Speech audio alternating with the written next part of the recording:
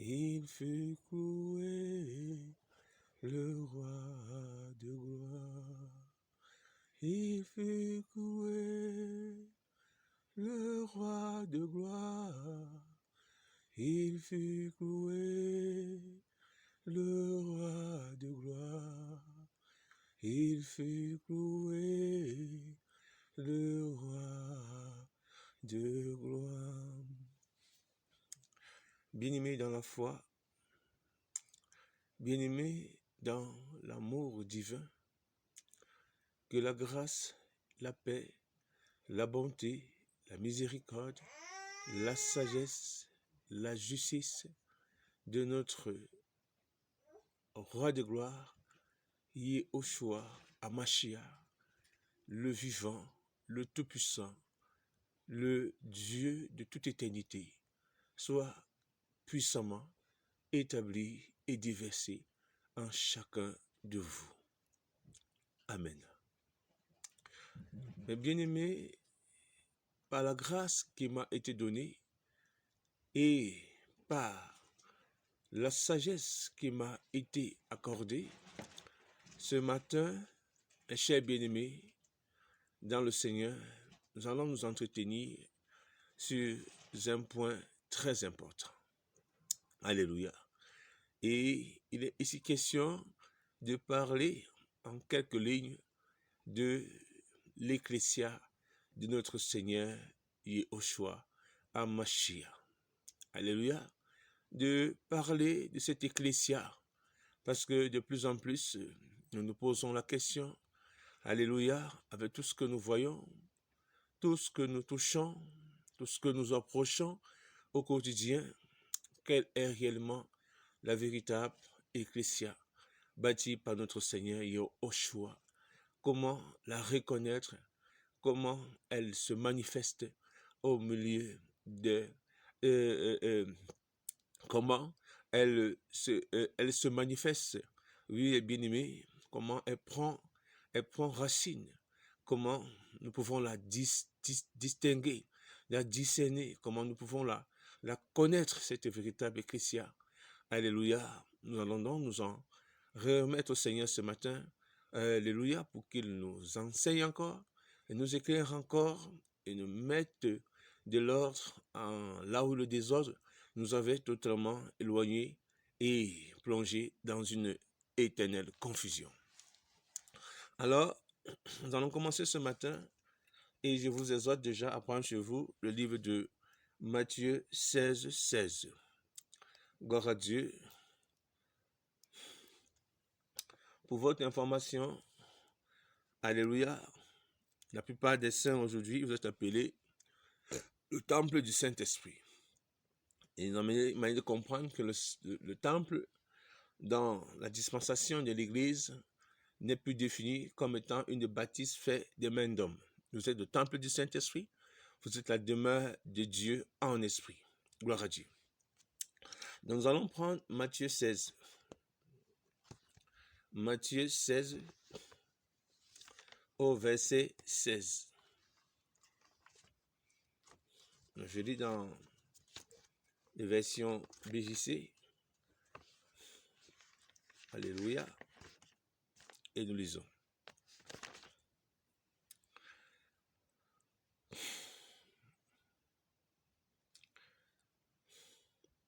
Simon-Pierre répondit et dit, tu es le Christ, le Fils du Dieu vivant.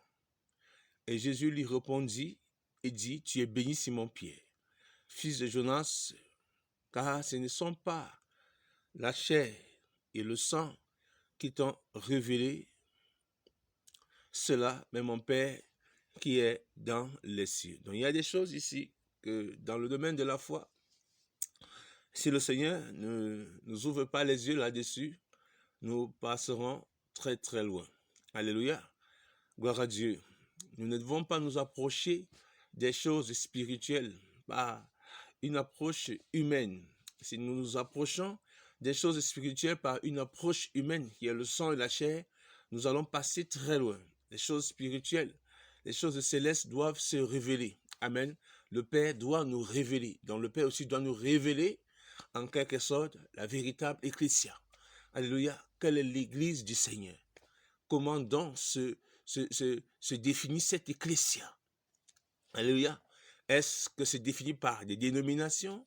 Est-ce que c'est défini par des membres ou par le Saint-Esprit et qui forment un corps, alléluia, un corps uni, une seule famille, alléluia, réconciliée par la sagesse divine, ou bien l'ecclésia du Seigneur, ce sont les baptistes que nous voyons aujourd'hui, ce sont des mouvements que nous voyons aujourd'hui. Donc nous devons nous poser beaucoup de questions. Et là, nous avons besoin du secours et de l'intervention du Saint-Esprit pour nous aider, mes chers bien-aimés, à mieux toucher, à mieux comprendre, à mieux pénétrer la profondeur de certaines choses. C'est pourquoi Pierre, alléluia, lorsqu'il était question d'identifier le Seigneur, c'est le Saint-Esprit qui lui a dit, celui-ci est le Fils. Alléluia. Et comprenez bien, mon langage, quand on dit Fils, c'est pas pourtant dit qu'il n'est pas Père, non. Mais lorsqu'il a pris la forme d'homme, il est venu en tant que Fils. Que Dieu donc nous accompagne.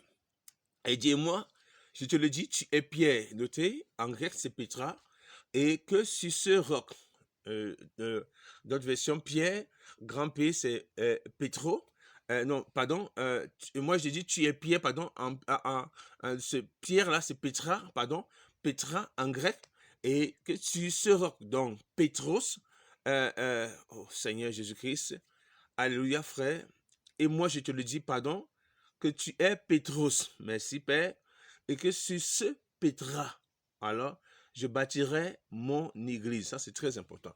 Donc, on a l'information ici que le Seigneur dit à Pierre, tu es Pétro, et que sur ce Pétra, je bâtirai mon ecclésia.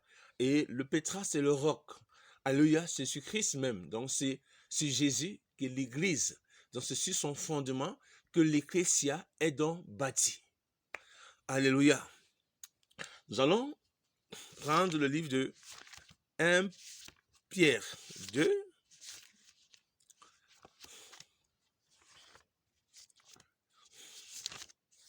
1 Pierre 2.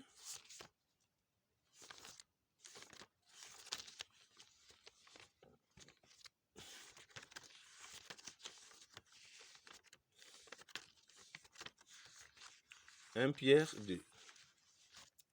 Au verset 3, je crois, en descendant.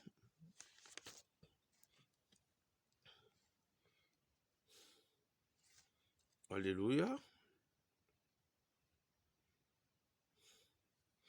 Il nous dit, si toutefois vous avez goûté combien le Seigneur est bon, approchez-vous de lui. Il est la pierre vivante. Regardez là-bas, il est la pierre vivante. Donc vous comprenez bien que l'expression dans Matthieu 16, tu es pierre, et sur ces Pétra, on comprend bien que le mot Pétro, qu'on verra tout à l'heure, s'attache directement aux individus.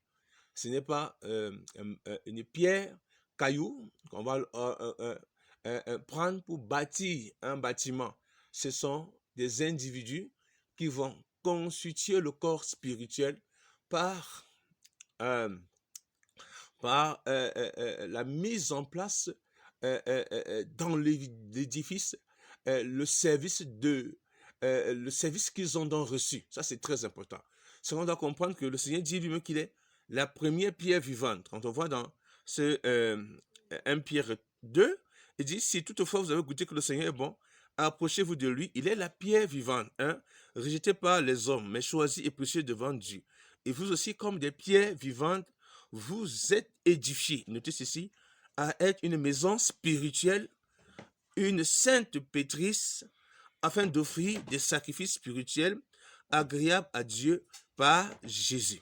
Amen. Donc, nous comprenons que quand il dit à Pierre, tu es Pétro, nous comprenons ici que ce sont des pierres vivantes. Donc, ce sont des individus qui vont s'édifier pour former une maison spirituelle, à mettre un saint sacerdoce. Donc, vous comprenez donc ici, l'ecclésia du Seigneur est non seulement une pierre vivante, des pierres vivantes, alléluia, amen, est aussi une maison spirituelle, mais elles sont aussi un saint sacerdoce. Donc, je vous comprends que tous les saints dans l'ecclésia du Seigneur sont des sacrificateurs, des gens qui vont présenter des victimes spirituelles agréable ou acceptable à notre Seigneur. Alléluia. Donc, quand vous voyez dans Matthieu 16, 18, le Seigneur dit, je bâtirai mon ecclésia et les portes du séjour des morts ne prévaudront point sur elle. Il dit, tu es Pétro, pardon, et sur ce Pétra, je bâtirai mon ecclésia. Donc, on comprend que l'église de Christ ici, dès cette information, n'a rien à voir, alléluia, avec les images, avec ce que nous voyons là au quotidien. Parce que la véritable ecclésia, nous allons voir comment elle prend effet. Amen. Comment elle s'identifie. Amen. Comment donc la reconnaître. Alléluia. C'est très important. Parce que la véritable ecclésia est attachée à Christ. La véritable ecclésia est soumise à Christ. La véritable ecclésia est réconciliée à Christ. Ça, vous allez comprendre. Alléluia. La véritable ecclésia a pour chef suprême Christ lui seul. Amen. La véritable ecclésia sont des membres, amen, qui mettent au service du corps, alléluia, les dons dont ils ont reçus pour son édification. C'est ça la véritable ecclésia. La véritable ecclésia est imprégnée par le bain de la régénération, par la puissance du Saint-Esprit, amen, par la naissance d'en haut. Cette ecclésia-là n'est pas contrôlable par le système des hommes. Elle n'est ni maîtrisable par le système des hommes. Elle est identique à ce que Christ a dit dans Jean 3. Celui qui est né de l'esprit est comme le vent. On entend le bruit qu'il fait, mais on ne peut cerner où il vient ou où il va. Et ainsi en est-il de tous ceux qui sont nés de l'esprit de Dieu. Donc la véritable ecclésia est la bâtisse de l'esprit de Christ. Alléluia, c'est très important. Alors, mes bien-aimés, ce matin, j'ai à cœur de travailler là. Alléluia, parce que les bien-aimés, les saints ont besoin aujourd'hui d'identifier où est la véritable ecclésia, où est l'ecclésia apostate.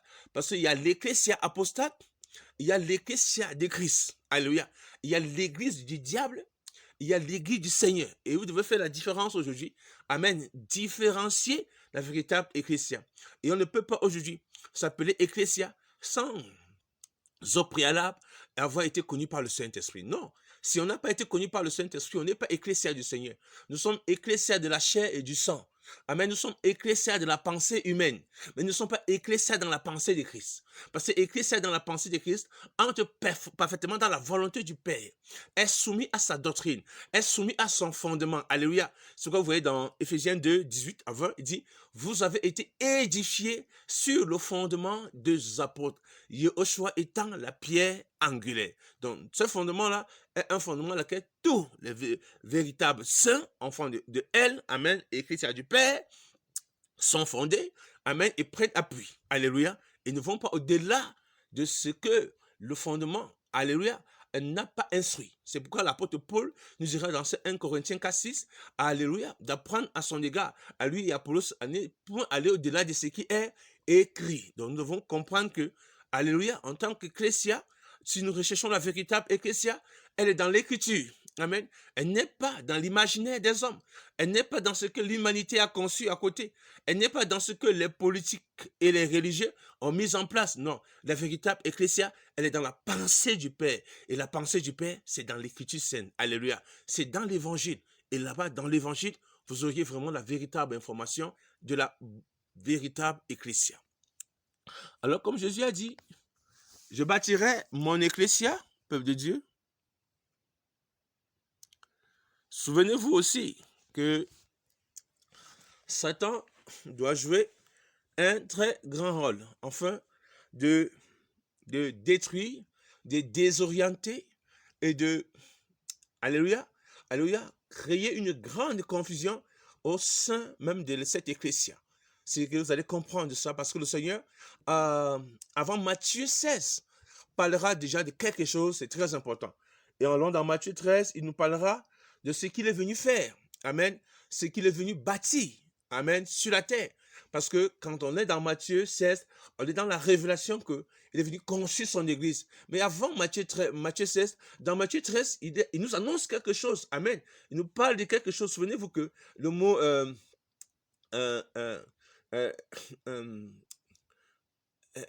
ecclésia L'Ecclésia est encore appelée ici, non seulement c'est le corps du Christ, amen, c'est l'assemblée de Dieu, alléluia, c'est le peuple saint acquis pour la loi du Seigneur, mais c'est aussi l'image du blé. Le blé, c'est la bonne semence, amen. Le blé, c'est la semence de la vie, amen, c'est qui porte la vie, qui porte en elle l'essence manifeste de la vie, le blé. C'est-à-dire, quand Christ dit, le maître de la maison a bâti le blé dans le champ. Le blé, c'est ce qui porte la vie, c'est ce qui édifie, c'est ce qui nourrit, c'est ce qui éclaire, c'est ce qui sauve. Amen. Le Seigneur est venu bâtir son ecclésia dans le monde pour apporter la vie aux nations, pour que les nations connaissent la volonté du Père, pour que le monde, au travers de l'ecclésia, puisse le connaître et se repentir. Alléluia, et saisir la vie éternelle. Mais Satan, le diable, le rusé, alléluia, l'homme malin va créer la confusion, va créer des confusions, et le Saint-Esprit a eu le temps aussi de nous avertir. Prenons Matthieu 13. Gloire à Yehoshua. Au verset 24, nous allons lire. Il leur proposa une autre parabole, et il dit, le royaume des cieux est semblable à un homme qui a sémé de la bonne semence dans son champ. Mais pendant que les hommes dormaient, son ennemi vint et sema l'ivraie. On s'arrête ici. On dit, le royaume des cieux est semblable à un homme qui a sémé la bonne semence dans son champ. Et la bonne semence, c'est quoi? C'est le blé. Amen. La bonne semence, c'est le blé. Donc, Christ vient, il sème le blé. Le blé, c'est quoi? C'est l'ecclésia. Amen. Il vient bâtir son ecclésia dans le monde. Il vient, il met l'ecclésia. Alléluia. Il sème la lumière. Alléluia. Il sème la bonne doctrine. Amen. Il sème l'évangile de réconciliation. Alléluia. Il met un peuple saint. Alléluia. Au sein des nations, acquis pour la loi de sa gloire, afin qu'au travers de ce peuple saint, les nations le connaissent. Amen. Et bénéficient de l'héritage que Yehoshua, notre Seigneur, a préparé pour tous ceux qui l'aiment. Ça, c'est très important. Et il dit ici que a semé la bonne semence dans son champ. Mais pendant que les hommes dormaient, son ennemi vint et sema l'ivraie. Vous allez comprendre que quand Christ a bâti l'église, souvenez-vous, que la naissance de l'église, amen, quand on voit le déroulement de la foi, vous allez voir que les apôtres ont combattu, mordicus jusqu'à leur mort. Amen. Pierre décapité, Paul décapité. Amen. Jean qui est mort d'une manière normale. Alléluia. Mais après le temps de vieillesse, alléluia, ont été des combattants. Amen. Jusqu'à leur mort par rapport à la foi. Et souvenez-vous qu'avant même la mort de ces premiers apôtres, il y avait déjà, alléluia, des informations telles que l'infiltration des ouvriers trompeurs. C'est très important. Il y avait cette infiltration. C'est pourquoi, des fois, quand on n'a pas l'analogie de l'histoire, amen, nous ne pouvons pas forcément plonger les regards dans ce qui est sincère. Pourquoi? Parce que si vous n'avez pas la connaissance de ce qui s'est passé réellement, alléluia, automatiquement, vous auriez une mal information et vous allez faire un mauvais choix. Amen. Et votre choix sera négatif parce que si vous choisissez le mauvais chemin, sachez que vous êtes dans la voie de la perdition.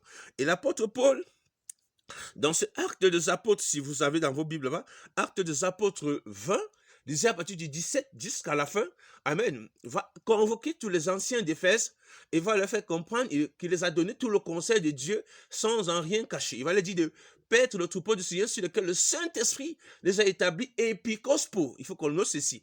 Et il a dit, il va les annoncer qu'après son départ, il va s'introduire au sein même des assemblées des loups cruels. Ils vont se lever des loups cruels qui ne vont pas épargner le troupeau. Amen. C'est pourquoi il leur demandera à eux-mêmes de veiller sur eux et de veiller sur le troupeau. Parce que Paul, poussé par le Saint-Esprit, comprend qu'après leur départ, alléluia, l'ecclésia devait être il veut dire infiltré, amen, par des ouvriers trompeurs qui viendront dans le sens pas d'aider l'ecclésia à se lever vers son créateur, vers son fondateur qui est Christ, mais vouloir détourner, amen, l'ecclésia du bon chemin, amen, de la bonne voie, alléluia, du bon chantier pour l'égarer. Et c'est clair, c'est ce qu'on appelle l'esprit d'égarement. Et ici, vous voyez que il dit, Mais pendant que les hommes dormaient, son ennemi vint et sema l'ivraie. Vous allez voir que l'ivraie, amen, quand nous regardons la base, l'ivraie, c'est un riz sauvage. Amen.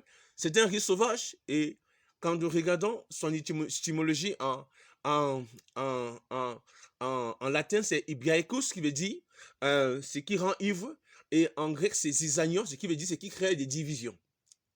Donc l'ivraie a une mission, c'est d'enivrer l'ecclésia. Alléluia.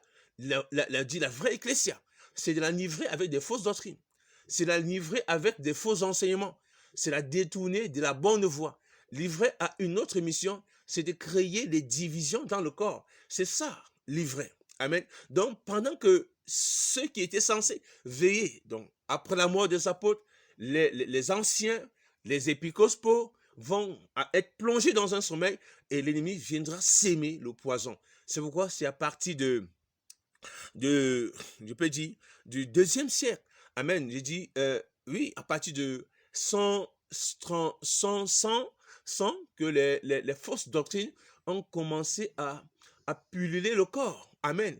Avec les pensées de Ignace d'Antioche qui disait qu'il fallait élever un ancien au-dessus de l'assemblée des anciens dans d'autres localités. Et lui, selon Ignace d'Antioche, cela devait préserver l'ecclésia de toute forme d'hérésie. Amen. C'est Ignace d'Antioche seront les premiers à dire là où est l'évêque, là est l'église. Et ces choses-là, ce n'est pas correct. Alléluia, peuple de Dieu, ce n'est pas correct d'après les enseignements des apôtres. Donc, vous allez voir qu'il y a eu cette tendance. Et d'Ignace d'Antioche, on a eu des gens comme les Clément de Rome qui vont commencer à mettre en place le concept clergé laïque. Alléluia. Nous aurons les gens comme Tertullien, amen, qui vont mettre en place le concept de la Trinité. Alléluia. Et qui vont mettre en place aussi, qui vont appuyer la pensée de Clément de Rome sur le concept clergé laïque. Nous aurons la mise en place de gens, nous aurons amen, la mise en place des idéologies de Cyprien de Carthage. Cyprien de Carthage qui sera le tout premier à ramener l'ecclésia vers ce que je vais dire, vers l'héritage, en fait, vers les choses qu'ils avaient quittées. C'est-à-dire ramener l'ecclésia sur la loi sur certains fondements de la loi mosaïque. C'est Cyprien de Carthage qui va demander qui va appuyer cette thèse-là, qu'il y ait un clergé payé comme dans la première alliance, les Lévis, les prêtres et les Lévis étaient payés, amen, par la dîme, amen. C'est lui qui va mettre ce concept en place. Le concept même du sacerdotalisme remontant de l'évêque à l'évêque unique, cela viendra de Cyprien de Carthage. Donc vous voyez que l'ecclésia de Christ sera vraiment infectée. Alléluia, infiltrée, amen. La manifestation des livrets va se faire. Ce que j'ai dit aujourd'hui, s'il y a des choses qu'on n'a pas comme information, ça ne sert à rien de dire que nous sommes enfants de Dieu. Parce que nous pouvons prétendre l'être et pourtant nous ne le sommes pas. Et avec que simplement nous avons été mal informés, mal conduits, amen, mal enseignés. Et si nous avons été mal informés, mal conduits et mal enseignés, automatiquement nous avons été plongés dans le filet de la désorientation. Alléluia. Et c'est important, peuple de Dieu. Et quand nous lisons ici, il dit, et vint et sema l'ivraie parmi le blé. Le blé, c'est le bon riz. Amen, c'est l'église ici, parmi le blé. Puis s'en alla. Amen. Mais lorsque l'herbe eut poussé et donné du fruit, alléluia, alors l'ivraie parut aussi. Dès que l'église a commencé à porter le fruit, l'ivraie s'est manifestée. Vous connaissez, avec les sectes tels que la gnose mystique, qui était conduite par un certain Simon le magicien. Simon le magicien, chacun connaît son histoire dans le livre d'Actes des Apôtres 8. C'est lui qui a été baptisé par Philippe, mais qui a pensé qu'on pouvait avoir le don du Saint-Esprit au prix d'argent. Vous voyez qu'il ne faisait pas partie de l'héritage. Amen. Donc il y aura ici des doctrines, il y aura des mouvements, amen, qu'on appelle les gnoses, amen, qui seront mis en place par Simon et ses disciples. Et ces gnoses vont enseigner des choses tellement pernicieuses qui vont contredire et combattre l'évangile. C'est derrière les gnoses qu'on a ce qu'on appelle l'évangile de Marie de Magdala. Amen. C'est derrière les gnoses qu'on a ce qu'on appelle, c'est terrible. Ils ont enseigné des hérésies à outrance. Alléluia, peuple de Dieu. Et il dit, lorsque l'herbe eut poussé et donné le fruit, alors l'ivraie parut aussi. Et les esclaves du maître de la maison vinrent à lui en disant, Seigneur, n'as-tu pas semé la bonne semence dans ton champ? D'où vient donc qui est livré? Mais il répondit, c'est l'ennemi qui a fait cela. Alléluia, on s'arrête ici. C'est l'ennemi qui a fait cela. Donc, d'après l'information de l'Écriture, on comprend que Christ va bâtir l'Ecclésia, qui va bâtir l'Église. Amen. Et l'ennemi va infiltrer l'Église avec des fausses doctrines. Alléluia. Et c'est pourquoi, si aujourd'hui, on ne s'en remet pas à l'Évangile, c'est-à-dire à ce que le Nouveau Testament nous enseigne, amen, nous allons faire fausse route. Parce que je comprends, il y a des idéologies là-dedans qui nous font croire que chaque ministère doit avoir une dénomination. Et chaque dénomination est un membre du corps qui a besoin de se compléter. C'est du mensonge. Amen. C'est du mensonge. Aucune dénomination n'est en accord avec le Saint-Esprit. Ça, c'est la vérité. Aucune dénomination n'est en accord avec le Saint-Esprit. Aucune dénomination ne vient du Saint-Esprit. Et aucune dénomination ne sera jamais avec le Saint-Esprit. Alléluia. Peuple de Dieu, nous devons avoir cela comme information. Alléluia, c'est très très important. Aucune dénomination n'est en accord avec le Saint-Esprit et ne vient du Saint-Esprit. Je vais vous en lire quelque chose là ce matin. Alléluia. Avant qu'on continue, que le Seigneur fortifie son peuple.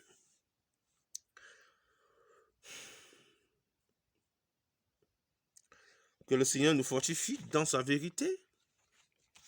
Donc nous allons parler ici de premiers dogmes, de premières dénominations. Alléluia. Première dénomination. D'où sont venues les dénominations? Et je veux que vous compreniez aujourd'hui que au IVe siècle de l'histoire de l'Église, au 5e siècle aussi, amen, on a eu tendance à plusieurs formes de dénomination. On a le catholicisme romain, amen, c'est la première dénomination qui est née en 325 par Constantin. C'est le père de cette église-là. C'est Constantin qui a fondé cette institution, amen, que l'empereur romain qui a vécu de 285 à 237.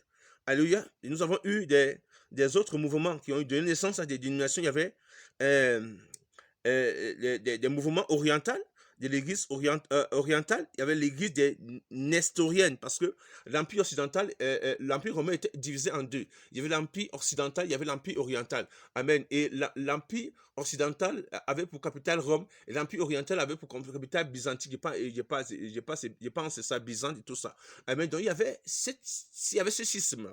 Et il y avait des assemblées de l'empire oriental. Il y avait les assemblées, il y avait les mouvements il y avait aussi l'église, amen, que Constantin a bâti dans l'empire occidental. Mais dans l'empire occidental, souvenez-vous, avant Constantin, amen, on ne parlait pas alléluia, du bâtiment, bien qu'il y avait plusieurs églises plongées, amen, même au sein de l'écriture, de l'église, alléluia, parce que souvenez-vous que Jérusalem n'était plus le centre de la foi, parce que après la dispersion de 135, amen, les nations, amen, les nations vont donc devenir des foyers de la foi, amen, chrétienne. Pourtant, ce n'était pas le cas. Vous allez donc voir que c'est dans les nations que les chrétiens vont copier les bâtiments d'église, les prêtres ordonnés, tout ça, ça viendra de là-bas. Amen. Et vous allez voir que Rome faisait partie de l'un de ces grands foyers. Amen.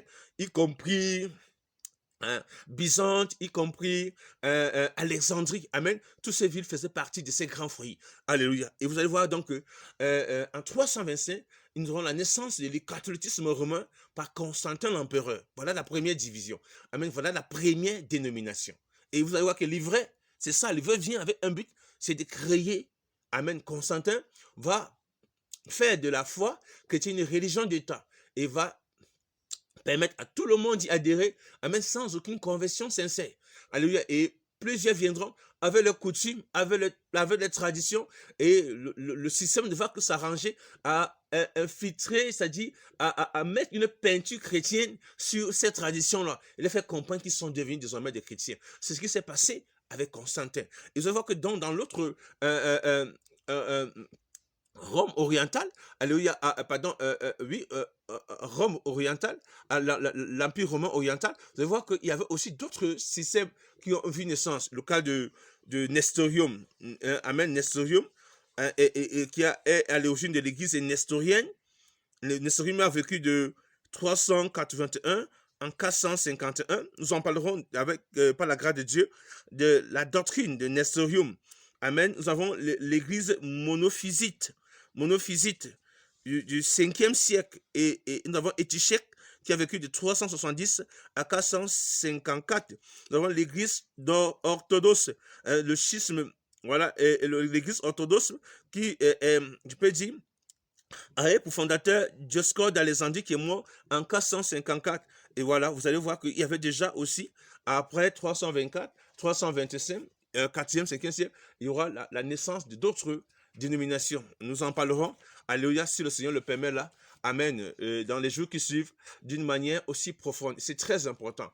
Alléluia. Donc Jésus-Christ n'a bâti aucune dénomination et les dénominations n'ont rien à voir avec ce que nous entendons aujourd'hui. Amen. Quand nous voulons nous faire croire que chaque dénomination est un ministère affecté, alléluia, un ministère qui constitue toujours le corps. C'est-à-dire que les dénominations font partie du corps, donc elle est une représentation de chaque membre qui s'est affecté à un ministère qui donne naissance à une dénomination. C'est très dangereux. Ça, c'est faux.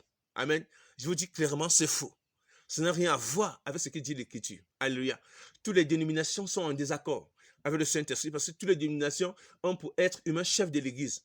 Amen, chef de leur système. La reine d'Angleterre qui est morte ces temps-ci était la chef de l'Église anglicane. Donc ça n'a rien à voir. Amen. C'était là, c'est même encore l'apostasie à son comble. C'est-à-dire Jézabel. Donc vous voyez cette manifestation. Alléluia. Vous allez voir que chaque dénomination a un chef humain et c'est très dangereux parce que l'église de Christ qui est spirituelle, amen, qui ne prend que naissance par la puissance et l'autorité du Saint-Esprit, a pour chef suprême Jésus-Christ de Nazareth. Amen. Et nous sommes le corps, nous sommes l'ensemble de membres et un membre ne peut pas se distinguer du corps, un membre ne peut pas se détacher du corps parce que chaque membre est utile au corps et chaque membre reçoit un don dont l'utilité va être commune. Alléluia. Et c'est très important. C'est pourquoi le corps, d'après l'Écriture, doit être uni. Amen. Et non divisé. Gloire à Dieu. Le corps, d'après l'Écriture, doit être uni et non divisé. Le corps, d'après l'Écriture, doit être uni et non divisé. Et c'est très important pour votre information. Parce que de nos jours, on a des bobos partout là. Amen. Je ne suis pas en train de vouloir entrer dans des profondeurs aujourd'hui. Parce que nous parlerons un peu de ce que nous sommes en train de voir. Parce que quand vous voyez l'église, dans les 7 mystères de l'église, je viens de dire l'église d'Éphèse, des Smyrne, vous allez voir que les assemblées portent le nom des localités. Des localités. Et souvenez-vous que chaque localité est jugée d'après le fondement des apôtres. Amen. C'est pourquoi vous allez voir qu'il y a des localités où le Seigneur appelle synagogue de Satan. Et il dit, répands-toi là-bas. Amen. Ceux qui sont là-bas du Seigneur doivent se repentir de ça. Amen. Il y a des synagogues de Satan où on va même persécuter jusqu'à tuer. Pourquoi? Parce qu'il y a certains qui vont vouloir garder la véritable doctrine. Donc, tous ces assemblées que vous voyez là sont éprouvées sur le fondement des apôtres. Amen. C'est très important. C'est pour savoir que Éphèse reçoit des approbations de la part du Seigneur, mais aussi des reproches. Amen. Parce qu'ils ont perdu le premier amour. Vous allez voir que Smyrne, malgré la persécution, est fidèle au Seigneur. C'est-à-dire, elle est attachée à la doctrine. Vous allez voir que Pergame marque la naissance, alléluia,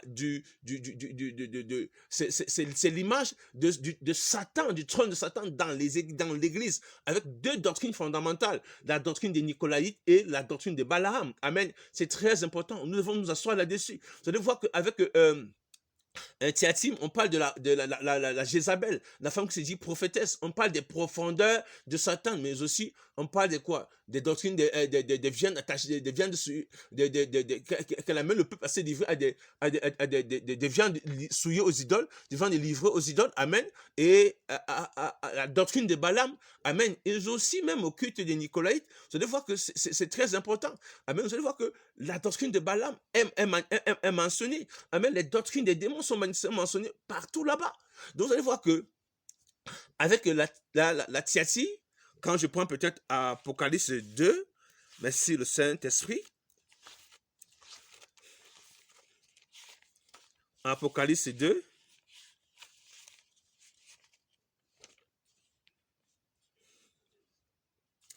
Apocalypse 2 au verset 18, je crois.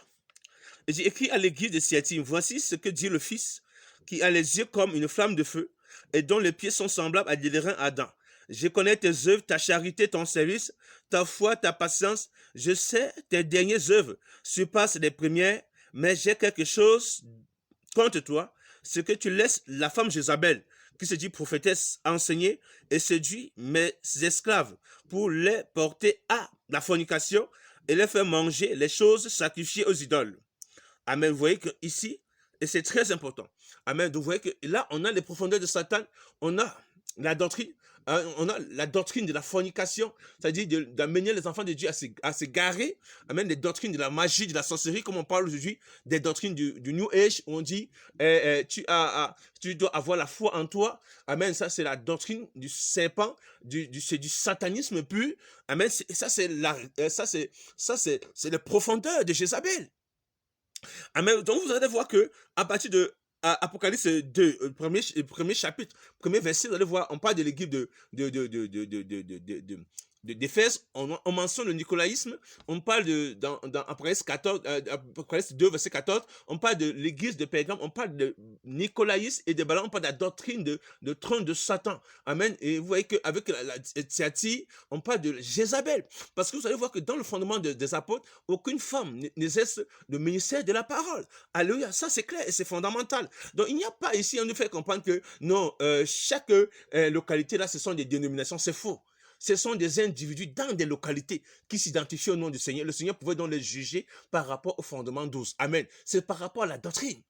C'est pourquoi vous allez voir que Sade, amen, est repris par le Seigneur. C'est une localité. Vous allez voir que bien-aimé, Philadelphie est encouragé par le Seigneur. Mais c'est une localité. Vous allez voir que Laodicée, alléluia, est repris simplement par le Seigneur.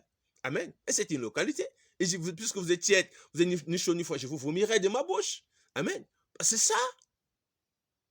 Et il conseille d'acheter quoi? L'or éprouvé par le feu.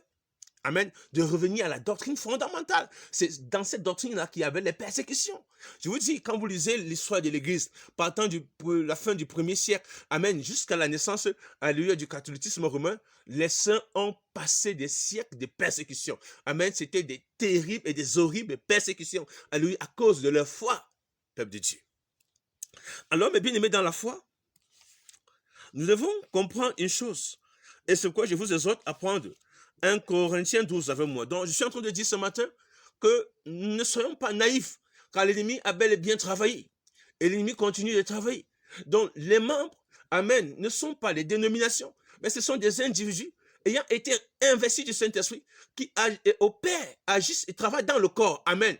Amen. Qui sont réconciliés au corps par la puissance et l'autorité du Saint-Esprit. En dehors de ça, amen, tout ce que vous faites là, à côté, c'est alléluia, ce n'est qu'un bain de canard. Ça, c'est la vérité. Alléluia. C'est-à-dire, ce n'est que, alléluia, le porc, amen, quand vous finissez de le laver, il revend encore se vautrer dans la boue. Ça, c'est la vérité que je vous dis en vérité, peuple de Dieu. C'est la vérité. Alléluia. C'est pourquoi nous devons aimer la vérité, aimer la sainte doctrine. La sainte doctrine est contre tout ce que vous voyez là. Amen, parce que la sainte doctrine identifie le véritable saint. La sainte doctrine identifie le véritable saint. Le vrai peuple de Dieu est identifié à la sainte doctrine. C'est pourquoi Matthieu Luther pouvait dire je suis lié à la parole. Parce que Louis, Allemagne, en tant que réformateur du XVIe siècle, alléluia, a été prêt à mourir par rapport à la parole, et non par rapport à un système, et non par rapport à une bâtisse faite des mains d'hommes. Peuple de Dieu. Non, non, non, non. Parce que le mouvement, alléluia, tous les mouvements que vous voyez aujourd'hui là, même s'ils se font appeler quoi, si c'est OP quoi, si c'est pentecôtiste, si c'est le ciel est ouvert, tout ça c'est la voie de la perdition. Alléluia. Parce que en vérité, Jésus-Christ a dit, je bâtirai mon ecclésia. Celui qui donne le nom à son église. Et dit, je bâtirai mon ecclésia. L'église porte le nom du Christ.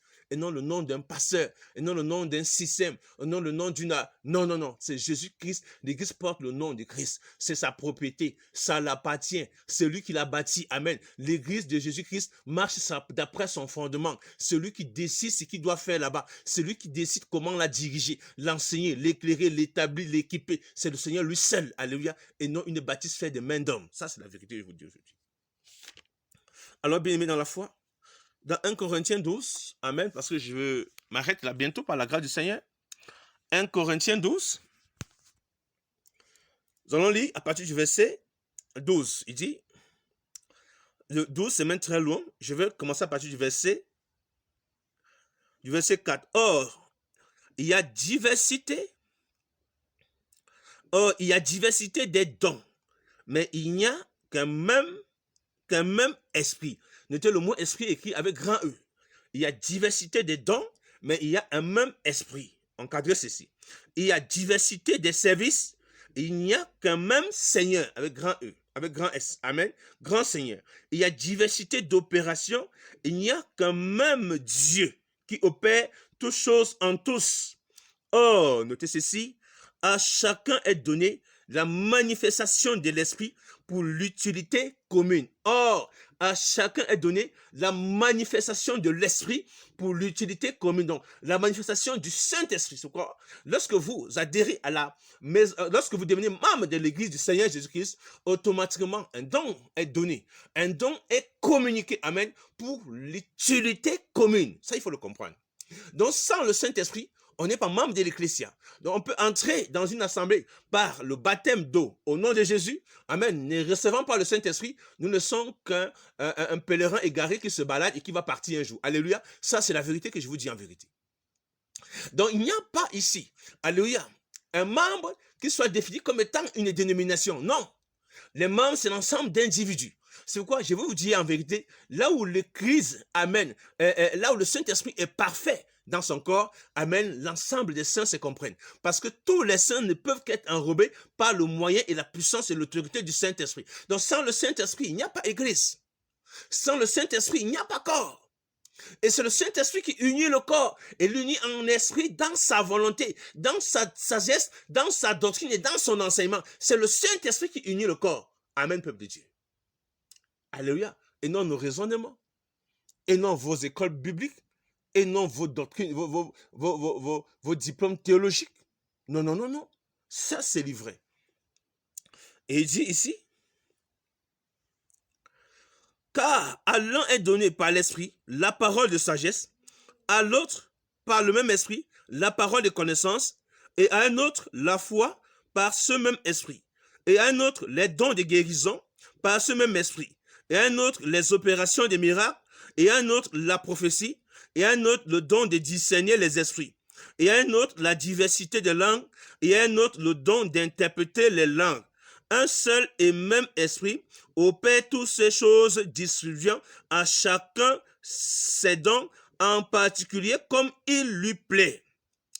Comme le corps est un, notez ceci, et a plusieurs membres. Donc, vous comprenez ici que le corps est un. Les membres ici, c'est quoi? Les membres ne sont pas les dénominations, ce sont les individus.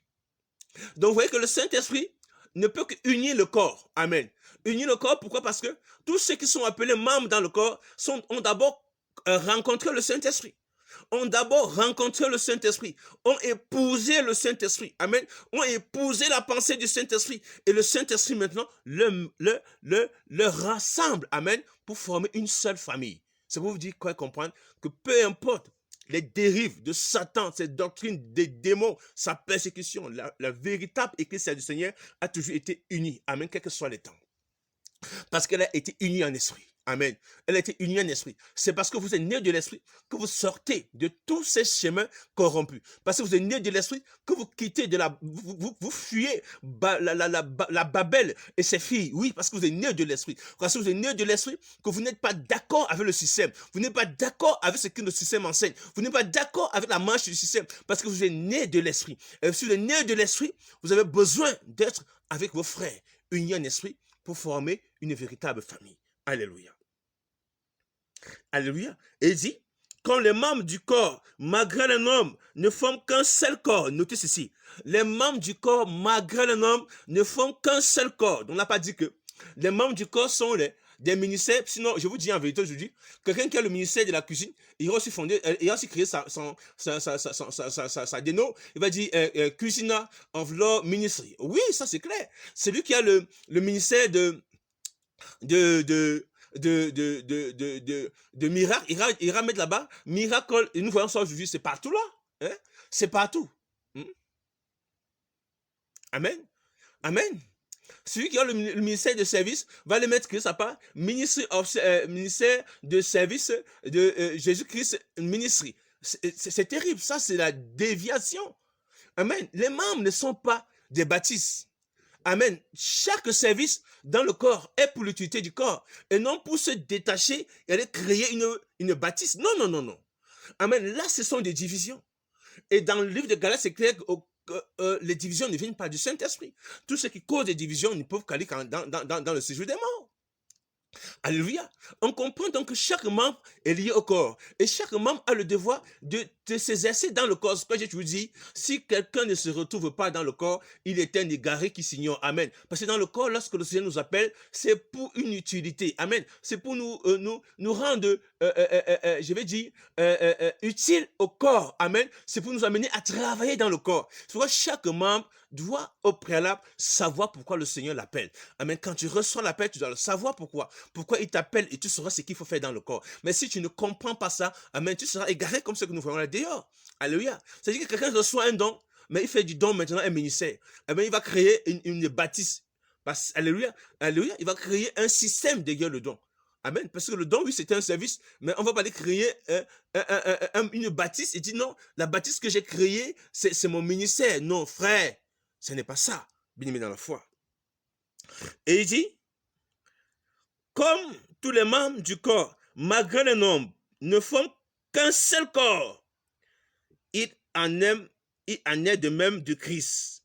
Nous avons tous, en effet, été baptisés dans un seul esprit, pour être un seul corps, soit juif, soit grec, soit esclave, soit libre. Nous avons tous, dis-je, été abreuvés d'un seul esprit.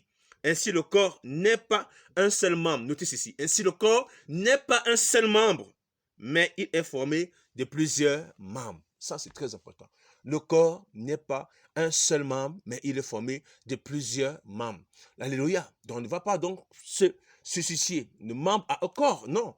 On ne va pas donc parce que on a reçu l'appel, on sort, on est docteur, on va créer sa dénomination. Non. Ça, c'est un mensonge. Amen. Donc, comme amen. Le corps est uni. Tous les membres font partie du corps et aucun membre ne peut se substituer au corps. Amen. Donc, le corps n'est pas un membre. Il faut qu'on le comprenne aujourd'hui. C'est que vous comprenez que dans le corps, le Seigneur a placé des dons. Amen. Des dons. Vous voyez, comprenez que sans la présence, sans l'autorité du Saint-Esprit, sans la visitation du Saint-Esprit, vous n'êtes pas appelé membre de l'Église du Seigneur parce que sans le Saint-Esprit, vous n'allez pas entrer dans son corps. Vous n'allez pas adhérer de la bonne manière. Vous n'allez pas comprendre ce que le Seigneur attend de vous là-bas. Alléluia. C'est pourquoi, mes bien-aimés dans la foi, avant de vous quitter ce matin, j'aimerais, alléluia, vous interpeller davantage à mieux plonger les regards sur l'Écriture afin de bien vous laisser orienter par un discernement saint. Amen. Parce que j'ai peur que plusieurs parmi vous, et nous, amen, n'ont pas encore compris ces choses. Il dit, au verset 14, ainsi comme le corps n'est qu'un seul membre. Il dit, ainsi, le corps n'est pas un seul membre, mais il est formé de plusieurs membres. Le corps n'est pas un seul membre. Et les membres ici, c'est quoi? Ce sont les saints, ce sont les individus. Ça n'a rien à voir avec les dénominations, ça n'a rien à voir avec des systèmes. Alléluia. Alors, les bien-aimés dans la foi, c'était pour moi, amen, un partage. Un partage. Alléluia. Un partage. C'était pour moi, alléluia, un partage avec les bien-aimés dans la foi. Pour vous aider à réfléchir et à mieux comprendre vraiment qu'est-ce que l'Église d'après le Seigneur. Nous aurons la grâce d'en parler si le Seigneur le permet les jours qui suivent. Nous avons le temps de déballer toutes ces choses afin que la conscience et les pensées des uns puissent être bien éclairées afin de le servir dans son fondement, dans sa justice et dans sa doctrine. Alors, chers bien-aimés, soyez et demeurez grandement bénis, que sa paix s'attache à vous, vous qui l'aimez d'un cœur pur. Shalom. Shalom.